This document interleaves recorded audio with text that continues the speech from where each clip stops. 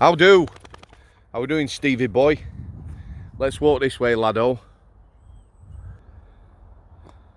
Her Majesty's Prison, Woodhill. Just let me correct that. No mic today, guys. I'm going to speak clearly, not much wind. Hopefully it'll be all right. Yeah, I've never thought about that before. Her Majesty's Prisons. Obviously the Queen isn't well. I've been watching TV today. No special there. Most of us have TVs. I haven't watched terrestrial TV for years, maybe 5 years. I've been watching stuff on the Queen, her reign, and everything else.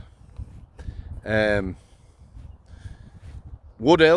is a prison I'll be talking about towards the end of this vlog, but I'm going to talk about things I've seen me in the last couple of 3 weeks. Been some local towns and that, spoke to people who live there, some lads I used to lock up. There is a lot of, shall we say, unrest with people. There's a lot of things happening in this country that people are unhappy at, but feel they're not in a position to do anything. Don't do politics, me, on this channel. You know, whoever's in power, it don't matter, that shithouse bunch of people in Parliament who sit there, all the MPs from any party, yeah, none of them have got any integrity. But like I say, there is a feeling amongst people that a lot of things are wrong with this country. So the Queen is ill. Why is that relevant? I'll tell you for why. For me, that's, you know, all I've ever known is that lady. I've chatted with our lass. She's a little bit younger than me. We've had conversations about the Queen. You know, she was born into that job.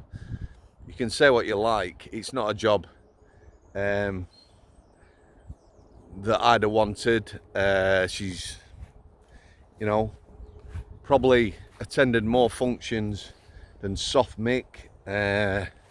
You know, she hasn't been able to lead a normal life, and wealth don't make you happy and things like that. But I think the thing I'm saying is that when she passes, bless her, God save the Queen, could have an impact on this country. It's going to have an impact.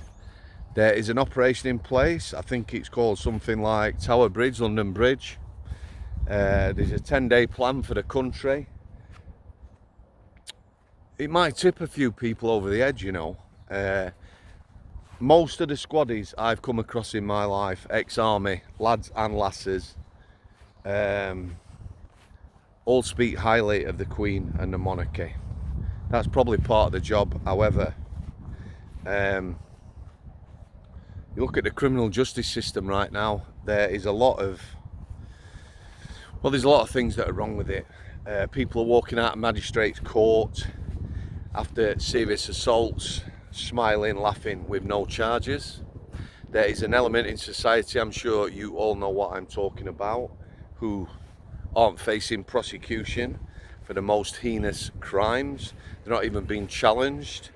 We have a police force that is for me, it's not fit for purpose, and it's how it's being led. For me, the leadership has a lot to answer for from the government down, but me, I don't see the police force as anything other than, like, I don't see it as anything. It has no presence, it has no worth, and if civil unrest becomes a reality in this country, it will prove inadequate. You know, people are talking about if there was civil unrest, using the military and the like and things like this. You know, that's not really an answer, is it? You look at the court system is fucked. That's the only word for it. You've got people working within the system, barristers who are unhappy. We're still sending lads and lasses back to prison, not for breaking the law, for petty breaches. You can say what you like, you know, probation. I can't wait to speak to that lass. She is not in a good place. I'm going to be interviewing her.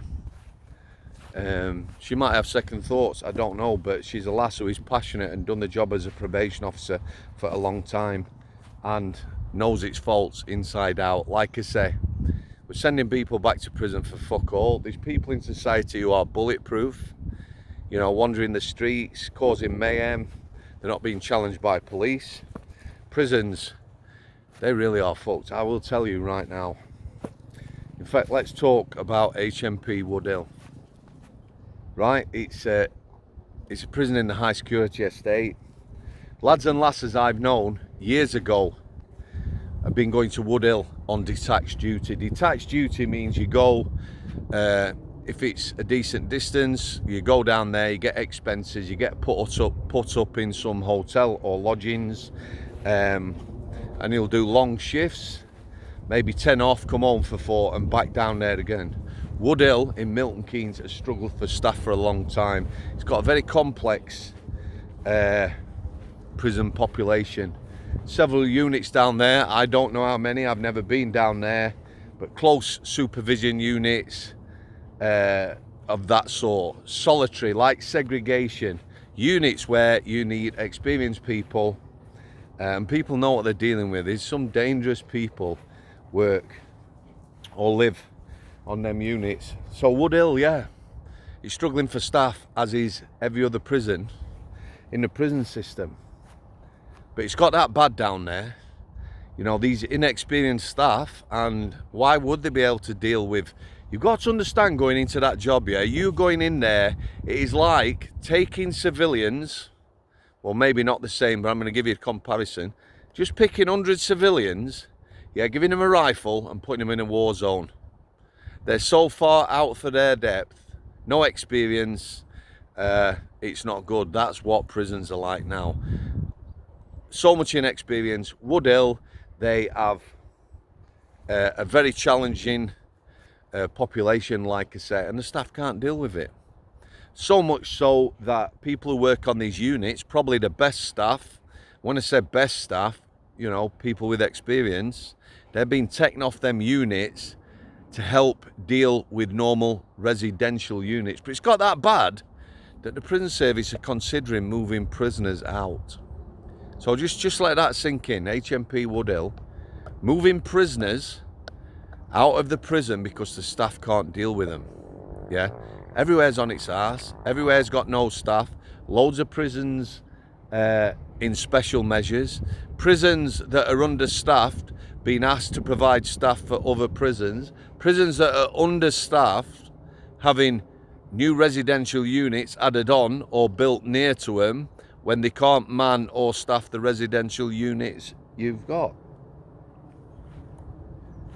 People are unhappy. For me, civil unrest is coming. Like I say, I remember the riots in London